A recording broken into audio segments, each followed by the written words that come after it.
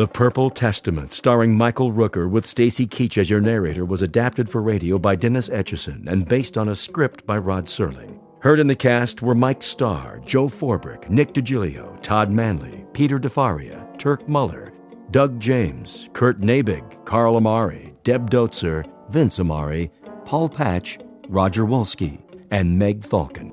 To learn more about the Twilight Zone radio dramas and to obtain audio cassettes and CDs of these programs, visit our website at twilightzoneradio.com. The producers of The Twilight Zone wish to thank CBS Enterprises, Carol Serling, Dennis Etchison, Dick Brescia Associates, Claire Simon Casting, Terry Jennings, XM Satellite Radio, Sirius Satellite Radio, our sponsors, and our radio affiliates for helping make this series possible. This copyrighted radio series is produced and directed by Carl Amari and Jason Mallow for Falcon Picture Group. Doug James speaking.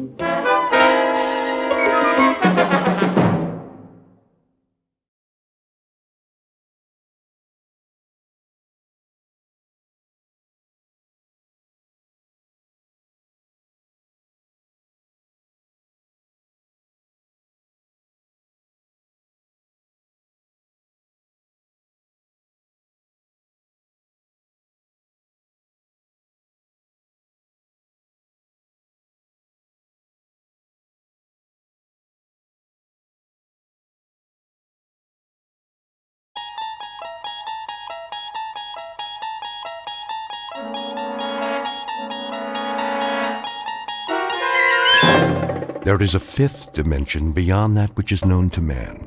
It is a dimension as vast as space and as timeless as infinity.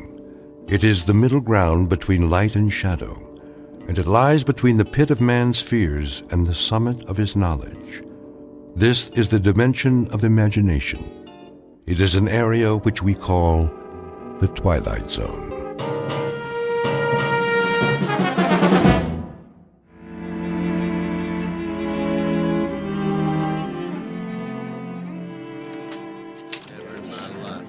All right, men, listen up. Get your gear together. We're moving out. Moving where, Lieutenant? Yeah, what's the word? We going home? Not today, Morgan. Good, because I got me a date with a certain little nurse tonight. Gonna teach me the mambo. Is that what they call it? Now, don't you go talking about my fiancée. Can it, fellas? The trucks will be here in a few minutes. Oh, I get it. We're going to Manila for some R&R. Ain't that right, Lieutenant? Man, those nightclubs. Hey, they still got nightclubs in Manila? I hear they do. But first, we're gonna have to secure the road. Enemies dug in pretty good. Ain't that something? Just like they own the place. Weapons checked. Extra clips, grenades. If you need more, tell the sergeant. You heard the man. Right here. I want to see full belts on everybody. This is the one that counts. Sir? Yeah, Horton? You gonna make it back tonight? What? By lights out. Oh, listen to him. Scared of the dark. Watch out, Horton. The cooties will get you. I just mean, well, that nurse. She's sort of expecting me. You should see her, sir. Brown hair, blue eyes. Yeah, don't worry about it. We'll be back in time for chow. Every last one of us. All right, fall in.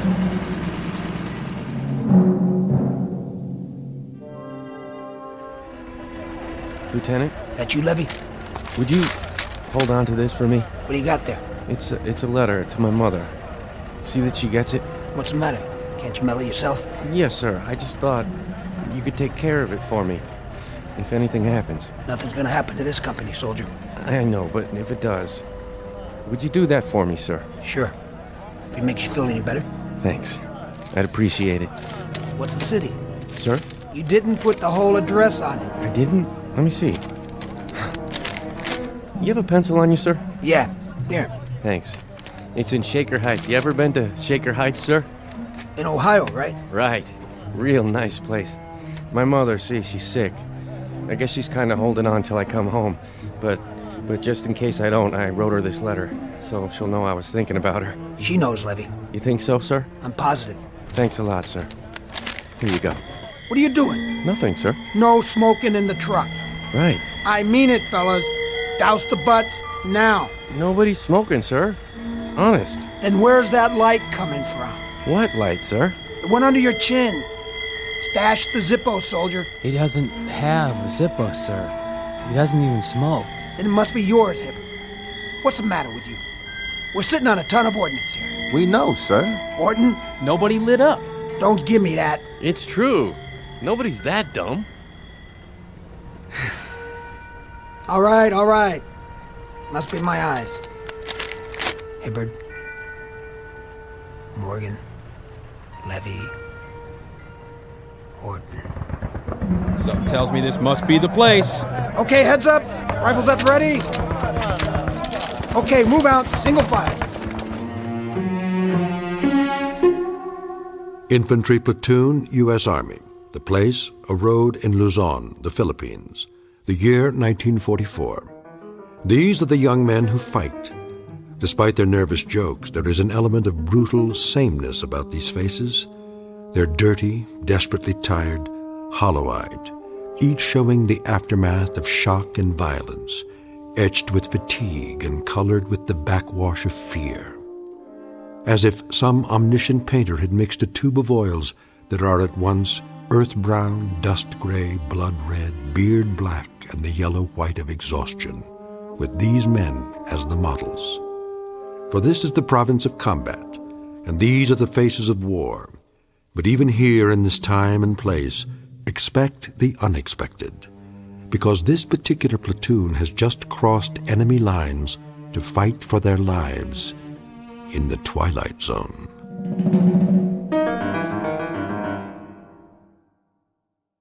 And now, The Twilight Zone, and our story, The Purple Testament, starring Michael Rooker, with Stacy Keach as your narrator.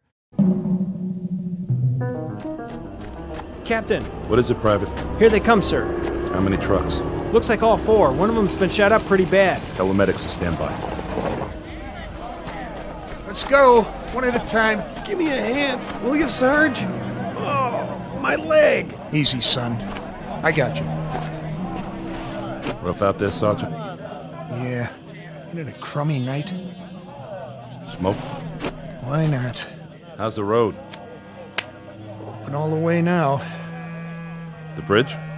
We got the bridge. Whatever they wanted it for.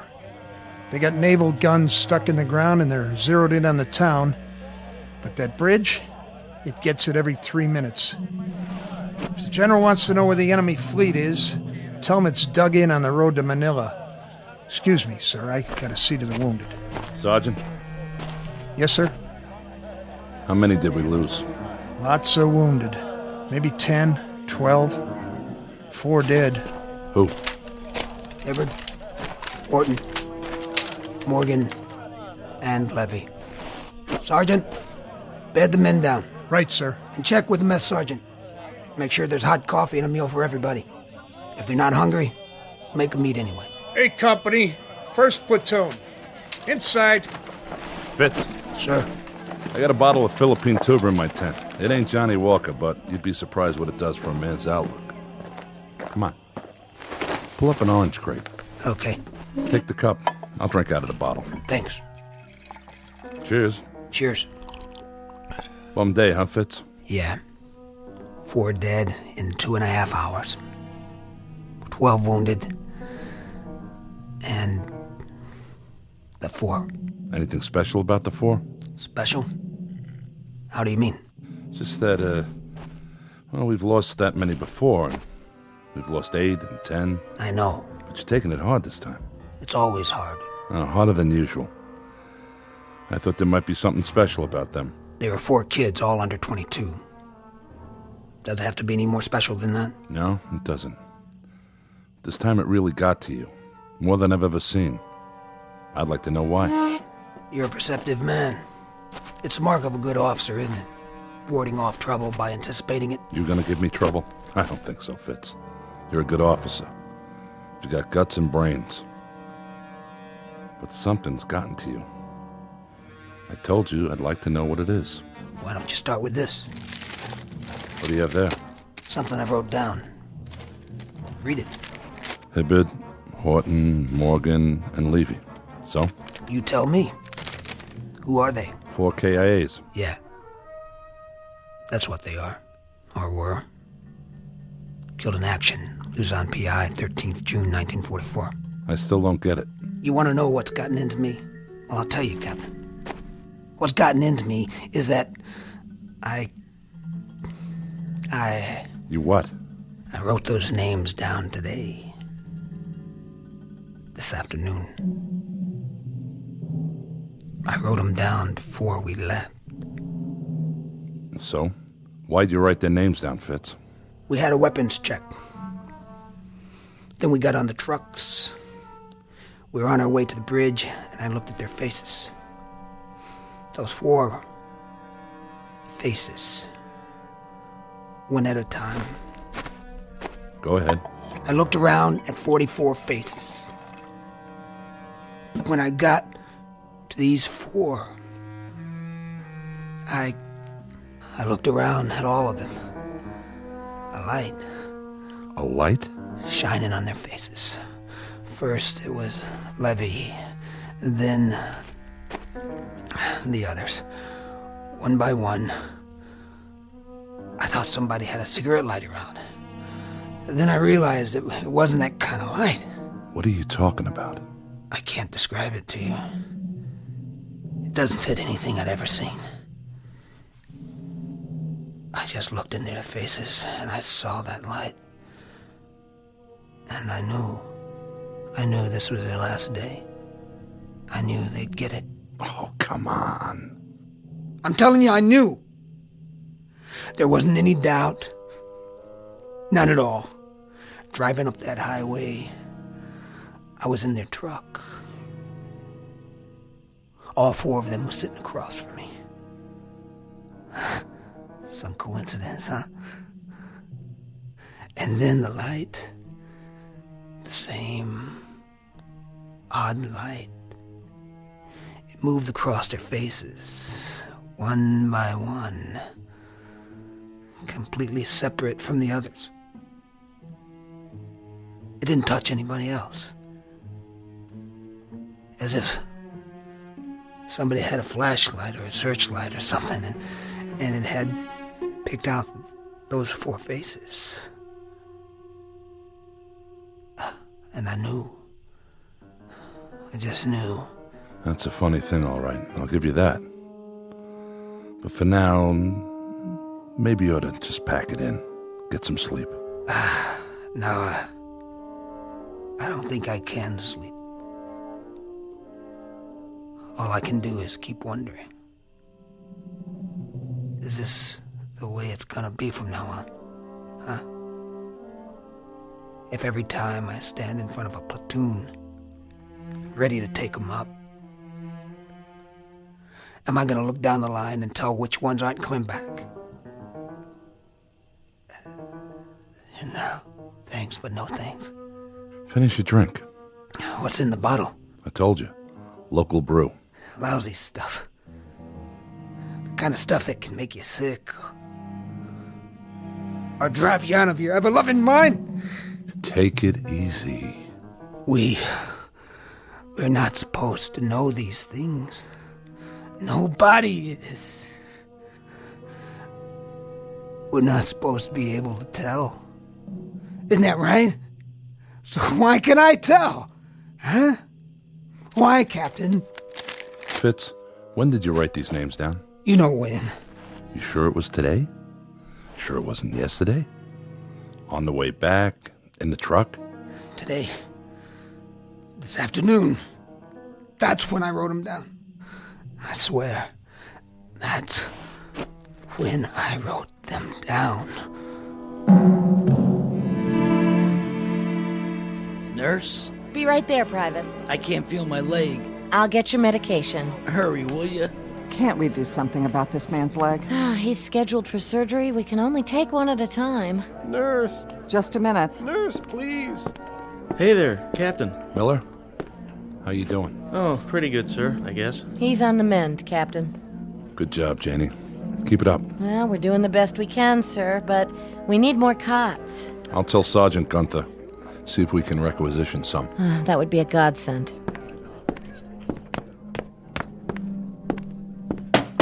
Come in.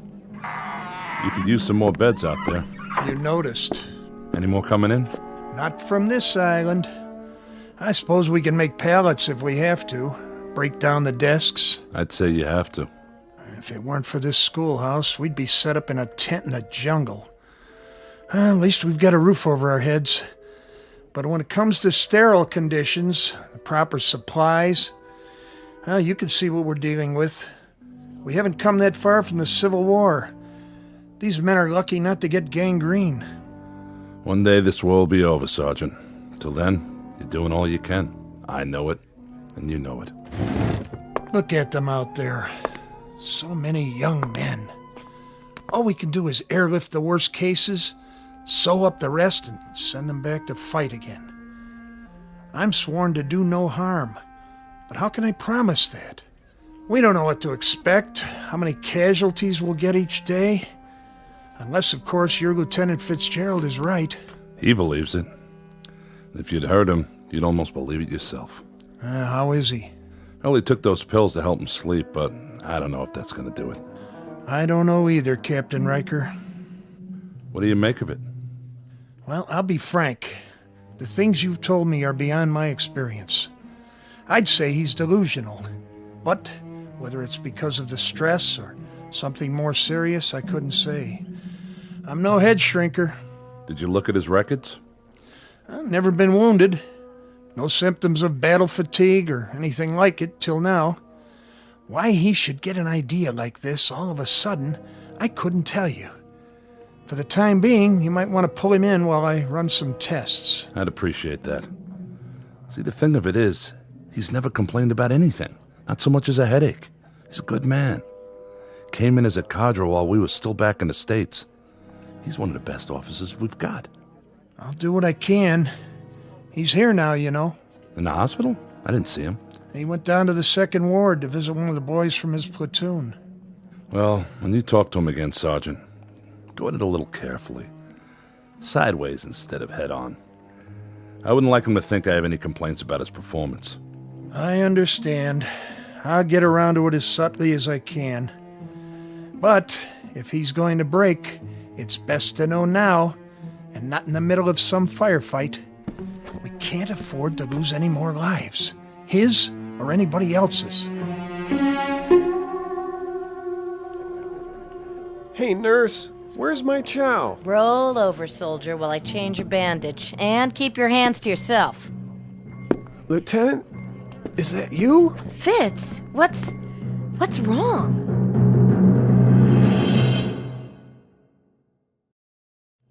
What's wrong, Fitz? Nothing. But you look so pale. Where's Smitty? Down here, Lieutenant. He's gonna be all right. We put his arm in a cast. It should heal just fine. You gonna be here for a while, Janie? Are you kidding? I want to talk to you before I leave. Well, just holler like everybody else. I'm not going anywhere. How's the rest of the guys, Lieutenant? A-okay. Oh, that's great. Yeah, well, Porky took a piece of shrapnel in his finger. But you know Porky. That's about as bad as he ever got. I'll bet he belly ached a lot, though, didn't he? Just a little. That's one lucky kid, huh? Yeah, that he is. And you didn't come out so bad yourself. I guess not. Except I can't scratch myself with my arm up like this. Then you'll just have to call the nurse. That's not so rough, is it? No, not as long as it's Janie. Yeah, get you all patched up and you'll be as good as new. Ready to head home before you know it. That won't be too hard to take. No, sir, sure won't. Your cigarette went out. Here, let me light it for you. No, thank you, sir. No? Can you just lay it down for me? I won't be needing it for a while. Sure. I'll just put it here in the ashtray for you. Thanks. Look, Smitty, I got a couple things I gotta do. I'll come by later, okay? You take it easy here. Will do, sir. Anything you want? You got enough to read? Yeah, all I need. Okay. Take care now. Thanks for coming, Lieutenant. I'm glad I got to say goodbye. Oh, no, not Smitty. You dropped your lighter. Something the matter? What? No. Nothing. I'll be seeing you. Goodbye, Smitty. You okay, Lieutenant? Yeah, fine. I'm okay. Help me get him to a cot. I said I'm okay. I just got a little dizzy there for a minute. Are you sure? I'm sure. Thank you, Meg. I've got him. What's all the fuss about? You better take it slow, mister. All I need is a little sleep. A little? You look like you haven't slept in I don't know how long. My lighter. Right here. I want you to lie down for a while. I don't have time. You're pale and your pulse isn't that great. You need to rest. What do I have to do? Write you a note for the teacher? I'm fine. Janie. What? I wanted to tell you... I wanted you to know that. Save it. Go back to the barracks if you don't want to stay here. But do me a favor. Get off your feet. Listen, that boy in my platoon, Horton. Please, Fitz. He was a good guy. I know. He was looking forward to seeing you last night. That's all he talked about. He thought you were special. Very special. Soldier? Not now. I just wanted you to know. You are special. You were probably the last thing on his mind. Did he suffer? It was a landmine. Oh, no. He never knew what hit him. He didn't feel any pain, I swear. Soldier, I got your pill. Wake up. Oh, Fitz, that poor sweet kid. Get the doctor. This man does not have a pulse. Smitty. Bring me a shot of adrenaline. It's too late. No, it's not. What do you know about it? I said get me. Forget it, Janie. He's dead. No, it can't be. Oh, not another one. Please, God. They go awful quick sometimes, just like that. Awful quick. Morning, Fitz. Captain. How are you? Something happened? I was down seeing Smitty. I know. I read his tag. Doc says he's gonna be okay now. No, he isn't. What are you talking about? It's only a broken arm. That's all that showed. Are you a doctor now? I took a look at his face. I took one look. And I knew. Come off it, Fitz. And then, a minute later, he was gone. What? Go ahead. Take a walk downstairs if you don't believe me. Same thing? Same thing. The look. The light or whatever it is. Yeah, I saw it. I knew, Captain. Fitz, I can't explain this, but... I don't want you to explain it. How can anybody explain it? How can anybody? I want you to believe it. Captain, that's all. That's all I want. I want you to believe. I just want you to believe. Yes? Bed 5, Sergeant. What, nurse? He just died. I'll be right down. For what? Fitz. There's nothing to see now. Except the body. He's dead. And I knew he was going to die. That's nonsense. Is it? I've read it on his face. I've read it just as clearly as if somebody had painted it there. Go on, I'll be there in a minute. Yes, sir. You knew, Lieutenant? I told you. He thinks... You bet I knew. Really, Fitz? Tabbed 4 men yesterday. I knew they were going to get it too. But that would be extremely odd. Don't you agree, Lieutenant? Odd? Is that what you call it? Odd is when you go 30 days on the line without losing a man. Odd is when you march 25 miles and you don't get a blister. Now you're talking odd. That's odd. This isn't odd, Gunther. This is more like a nightmare about a dog-face officer who can see death on people's faces. A lousy dog-face line officer who'd just like to give back the power to whoever or whatever gave it to him. Or a dog-faced line officer who's cracking under the strain of having seen too much and done too much and felt too much and finally starts to crack from the weight of it. I'm 5 for 5 now. We deal in facts here. How many coincidences does it take to add up to a fact?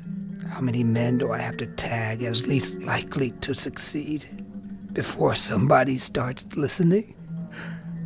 How many more faces do I have to look into? You're not being rational. No. Then answer me this. What I'd like to know is, what's it take before people realize that somewhere along this line I picked up a talent they don't teach at OCS because I just got promoted.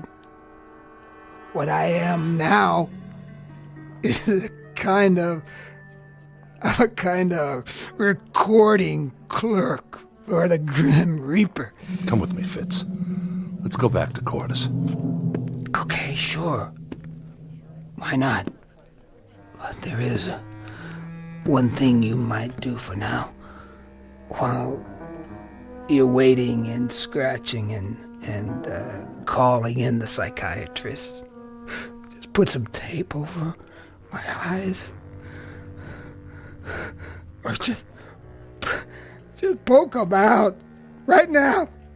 Go ahead, just do something so I won't be able to see. Just make it so I don't have to look at any more faces.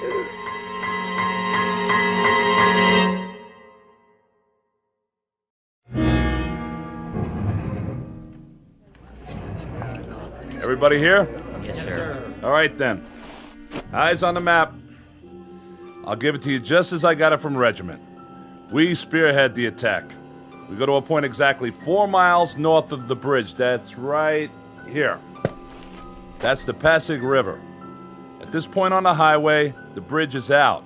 But over here, to the east, the Army's sticking across a bailey. Should be done by 0200. Not much time. You can say that again. We could do it. We'll spearhead the operation and move across the bridge as the point. All by ourselves? Baker and Charlie companies follow us. What's the enemy doing all this time? There'll be some Filipino guerrillas up here crossing by boat. We hope unobserved. Their job will be to take out any and all guns on the other side. So we should be able to get across that bridge against only small arms. Any more questions? Then that's it. We've got 22 minutes before we load up on the trucks. Give each one of your platoons a good briefing. Belts, 5 grenades apiece, 6 clips of ammo, no backpacks. Got it, Captain. And let's get moving. And good luck. Yes, Fitz? Nothing. Think you're well enough to lead a platoon? Well enough, yeah. I'm well enough. Gunther thinks you'd be better off with 3 weeks back at division. You agree with him? Matter of fact, I do. This one won't take more than a few hours, but it could be messy. Captain, Something? What are you staring at? You, sir. I asked you. Captain, don't go. Did you see something, Fitz? Is that it? Yeah, I saw something. Something like with the others? Yeah, it was on your face. Just for a few seconds, but it was there. Sure it was. If you go... Say it. You won't be coming back. You can't go out there tonight. I have to. You have to stay here. Don't do it for me, okay? Don't even do it to save yourself. Look at the picture on your desk. Put that down. Your wife. And those 2 children. They must be your kids. Do you love them? What? Do you love them? Do it for the gold band on your finger. But don't go out there. Give me that. But, sir... Get your platoon set, Fitz. Sir, please. Now. You've only got a few minutes. But what about... I'll tell you what about it. We'll have a nice long talk about it when we get back. We'll have a drink to it. We'll drink to an illusion, to coincidence. And you know what then? We'll laugh. Both of us. That's it, Fitz. I'll see you outside at the trucks. You won't be drinking to anything. Because you won't be coming back. Damn fool.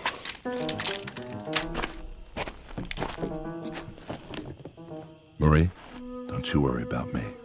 He doesn't know what he's talking about. I promise.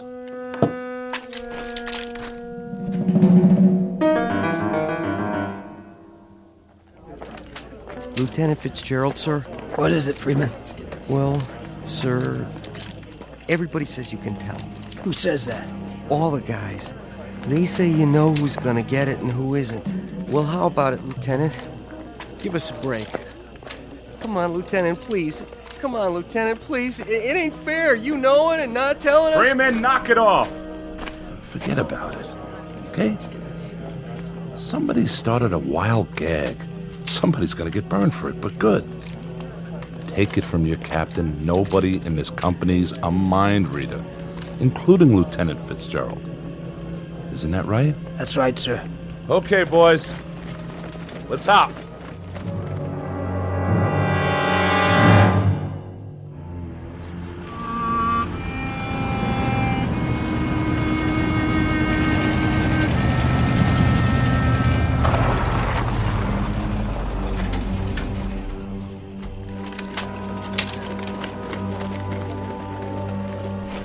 Welcome back, Lieutenant.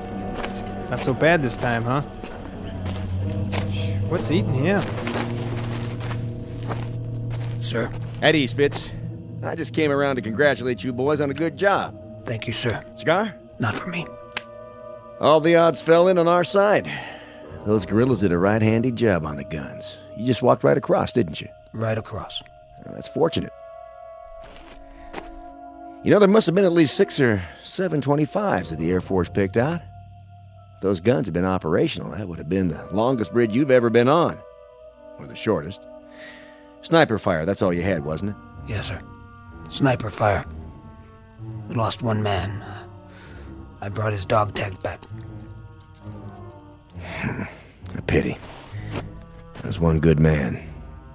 You were good friends, weren't you, Fitzgerald? Yes, sir. Nice picture. Well, so much for Mrs. Riker's lovely wedding and 7 happy years and 2 fine sons. To have it come to this. God, but war stinks. It sure does. Stinks worse than you know. Much worse. Why, what do you mean? Lieutenant?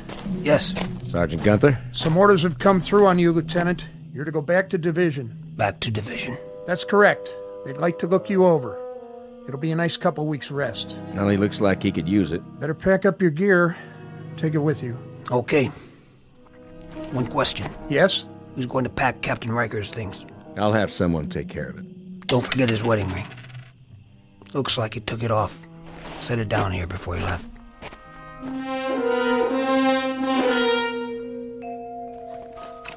Going somewhere, Lieutenant? Yeah, somewhere. That your mirror on the wall? Oh yeah, almost forgot. You want it, Freeman? Gee, that'd be great. I broke mine, you know? Mighty hard to shave without a mirror. Go ahead. Here. You sure you don't mind? Sir. Listen, if you want to keep it, that's okay. Honest to... Look. Huh? In the mirror. What do you see? Well, I see your face. Yep. That's you, all right. And nothing else. This is important. You don't see a light on my face, do you? Light? No, sir. That's funny. Because I do. Sorry, Freeman. Gosh, what'd you do that for? This one's no good. Take my word for it. Whatever you say, sir. Get yourself a new one that works right.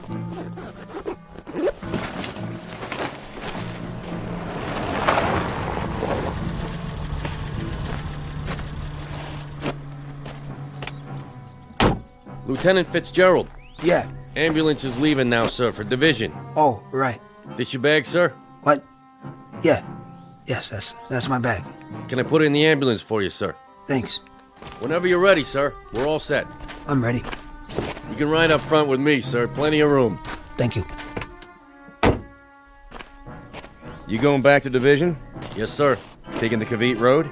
I got to, sir. The bridge is out on the highway. Yeah, that's what I figured. Well, engineers think they spotted some mines just a mile up the road. Haven't had a chance to dig them out yet, so take her careful and stay close to the shoulder. Yes, sir. Thank you, sir. You might as well get comfy, Lieutenant. It's about a 4-hour ride. Is it? I doubt it.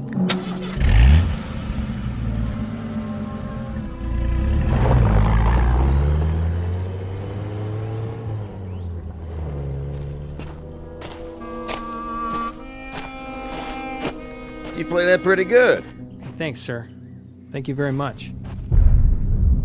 You hear that? Thunder? I don't think so. It sounded like an explosion. Maybe. Maybe it was thunder. Yeah, that's what it was. Probably thunder.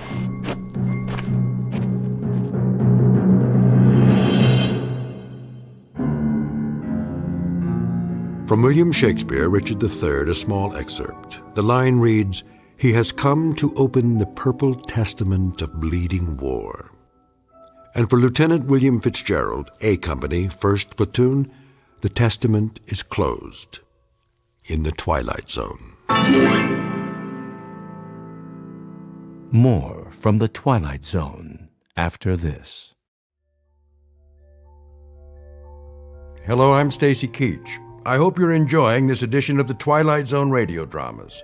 To learn more about this series, be sure to log on to our official website at twilightzoneradio.com. You'll find special discounts on our Twilight Zone audio collections, listings of our radio stations, links to other websites, and a photo gallery of our recording studio and some of our stars in action. Plus ways to contact us with questions or comments about the show. And for a limited time, when you log on to twilightzoneradio.com, you can send in for a free CD of the show. So be sure to visit us at twilightzoneradio.com.